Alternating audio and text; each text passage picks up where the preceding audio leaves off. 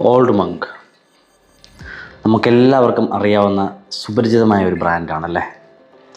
ഇന്ന് നമ്മൾ ഈ വീഡിയോയിലൂടെ ഓൾഡ് മങ്കുമായിട്ട് ഒരു യാത്ര പോവുകയാണ്. ഒരു പക്ഷേ നിങ്ങളുടെയൊക്കെ മനസ്സിൽ ചെറുപ്പത്ത് കണ്ടിട്ടുള്ളതും മുതിർന്നപ്പോൾ ആസ്വദിച്ചിട്ടുള്ളതുമായ ഒരു ബ്രാൻഡായിരിക്കും ഓൾഡ് മങ്ക്.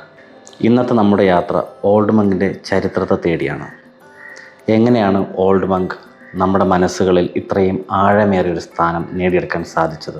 എങ്ങനെയാണ് ഇന്നും പലരും ഒത്തുകൂടുന്ന വേളകളിൽ ഒഴിച്ചുകൂടാനാകാത്ത ഒരു സാന്നിധ്യമായി ഓൾഡ് മങ്ക് മാറിയത് എന്ന കഥ അന്വേഷിച്ചാണ് നമ്മളിന്ന് പോകുന്നത്. അപ്പോൾ വെൽക്കം ടു ചമാസെ. പോയാലോ? റമ്മെന്ന് കേൾക്കുമ്പോൾ പലരുടെയും മനസ്സിൽ ഓടിയെത്തുന്ന കുറേ ചിത്രങ്ങളുണ്ട്. കടലോട്ടക്കാർ, കപ്പൽ കൊള്ളക്കാർ, കരീബിയൻ തീരങ്ങൾ എന്നിങ്ങനെ കുറേ കാര്യങ്ങൾ. പക്ഷെ നമ്മൾ ഇന്ത്യക്കാർക്ക് റം എന്ന് കേൾക്കുമ്പോൾ ആദ്യം ഓടിയെത്തുന്ന ഒരു പേരുണ്ട്. അതാണ് ഓൾഡ് മങ്ക്. അതൊരു പേര് മാത്രമല്ല, അതൊരു വികാരമാണ്. 18-ാം നൂറ്റാണ്ടിലാണ് നമ്മുടെ ഓൾഡ് മങ്കിൻ്റെ കഥ തുടങ്ങുന്നത്.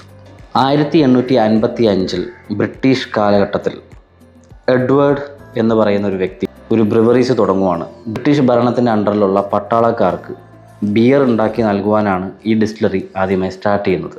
ഹിമാചൽ പ്രദേശിലെ കസോലിയിലാണ് ഇത് ആദ്യമായി സ്റ്റാർട്ട് ചെയ്യുന്നത്. ബിയർ ആയിരുന്നു അവരുടെ മെയിൻ പ്രൊഡക്റ്റ്. വർഷങ്ങൾ അങ്ങനെ കടന്നുപോയി. 1894 എഡ്വേർഡ് ഡയർ എന്ന കമ്പനി ഡിക്സൺ ഡയർ എന്ന കമ്പനിയായിട്ട് മാറുകയാണ് ചെയ്തത്. പിന്നീട് 1937 ഇന്ത്യൻ വ്യവസായിയായ നരേന്ദ്രനാഥ് മോഹൻ എന്ന വ്യക്തി ഈ ഡിസ്റ്റിലറി മേടിക്കുകയാണ് ചെയ്തത്. അദ്ദേഹമാണ് നമ്മളെല്ലാവരും ഇപ്പോൾ അറിയുന്ന മോഹൻ മീക്കിങ്സ് എന്ന വ്യക്തി. മോഹൻ മീക്കിങ്സ് എന്നായിരുന്നു നമ്മുടെ ഓൾഡ് മങ്ക് റം ഉൽപ്പാദിപ്പിക്കുന്ന ഡിസ്റ്റിലറിയുടെ പേര്.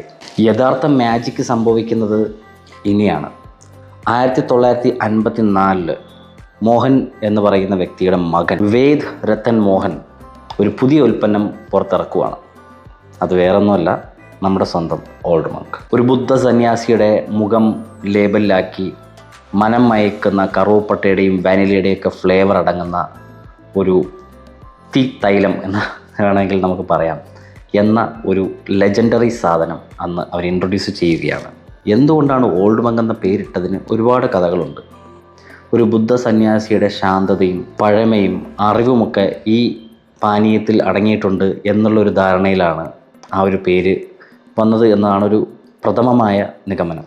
എന്തു തന്നെയായാലും ആ പേരും ആ ബ്രാൻഡും ഒരു വിജയം തന്നെയായിരുന്നു. എന്തുകൊണ്ടായിരിക്കും ഓൾഡ് മങ്ക് ഇത്രമാത്രം ഒരു പ്രിയപ്പെട്ട ബ്രാൻഡായി മാറിയത്? ഒന്നാമതായും അതിൻ്റെ ടേസ്റ്റും ആ ഫ്ലേവറും തന്നെയായിരിക്കും എന്നാണ് ഞാൻ കരുതുന്നത്.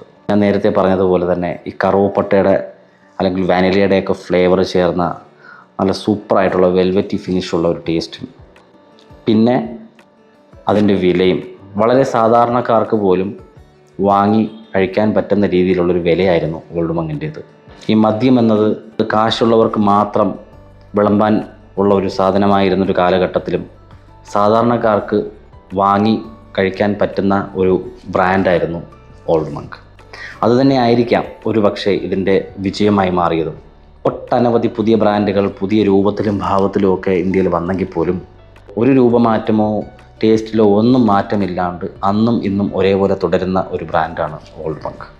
ഇടക്കാലത്ത് കോമ്പറ്റീഷൻ കൊണ്ട് ഒരുപാട് ഫിനാൻഷ്യൽ സ്ട്രഗിൾസ് ഉണ്ടാകേണ്ടി വന്നെങ്കിൽ പോലും ഇപ്പോഴും നല്ല രീതിക്ക് തന്നെയാണ് ഓൾഡ് മങ്ക് പിടിച്ചു നിൽക്കുന്നത്.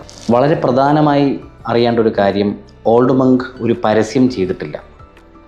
വാമൊഴിയായി ആളുകൾ പറഞ്ഞറിഞ്ഞ് ആണ് ഓൾഡ് മങ്കിലേക്ക് എത്തിപ്പെടുന്നത്.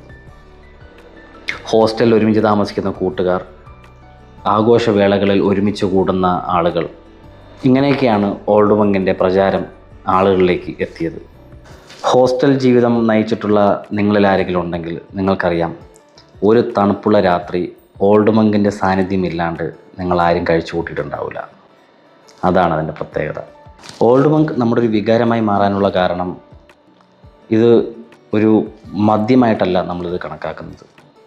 നമ്മുടെ ആഘോഷവേളകളിൽ നമ്മുടെ കൂടെയുള്ള ഒരാൾ, നമ്മുടെ സങ്കടങ്ങളിൽ നമ്മുടെ ഒപ്പം ഇരിക്കുന്ന ഒരാൾ എന്നതാണ് ആളുകൾക്ക് ഇത് കൂടുതലും റിലേറ്റ് ആക്കാൻ സാധിച്ചത്. ഇപ്പോഴും ഒരു ബിവറേജസിൽ ചെല്ലുമ്പോൾ ഓൾഡ് മങ്കിൻ്റെ കുപ്പി കാണുമ്പോൾ നിങ്ങളുടെ മനസ്സിലേക്ക് ഒരു ഓർമ്മയെങ്കിലും വരാതിരിക്കത്തില്ല, ഒരു നൊസ്റ്റാൾജിയ നിങ്ങളെ ഹിറ്റ് ചെയ്യാതിരിക്കത്തില്ല.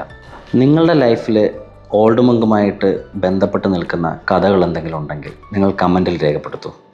നമുക്കത് രണ്ടാം ഭാഗമായിട്ട് ഡിസ്കസ് ചെയ്യാം. അതുപോലെ തന്നെ ഓൾഡ് മങ്ക് അല്ലാതെ വേറെ ഏത് ബ്രാൻഡാണ് നിങ്ങളുടെ ജീവിതത്തെ സ്വാധീനിച്ചത് എന്ന് നിങ്ങൾ മെൻഷൻ ചെയ്യൂ. നമുക്ക് അടുത്ത വീഡിയോയിൽ അത് ചെയ്യാം. ഓക്കെ, സോ ചമാസയുടെ അടുത്തൊരു വീഡിയോയുമായിട്ട് നമുക്ക് കാണാം. ഫോളോ ചെയ്യൂ. വീഡിയോ ഇഷ്ടപ്പെട്ടാൽ ലൈക്ക് ചെയ്യുക. ഓൾഡ് മങ്കിൻ്റെ കഥകളുമായി ബന്ധപ്പെട്ട് നിൽക്കുന്ന നിങ്ങളുടെ സുഹൃത്തുക്കളുണ്ടെങ്കിൽ അവർക്ക് ഈ വീഡിയോ ഒന്ന് ഷെയർ ചെയ്ത് കൊടുക്കുക.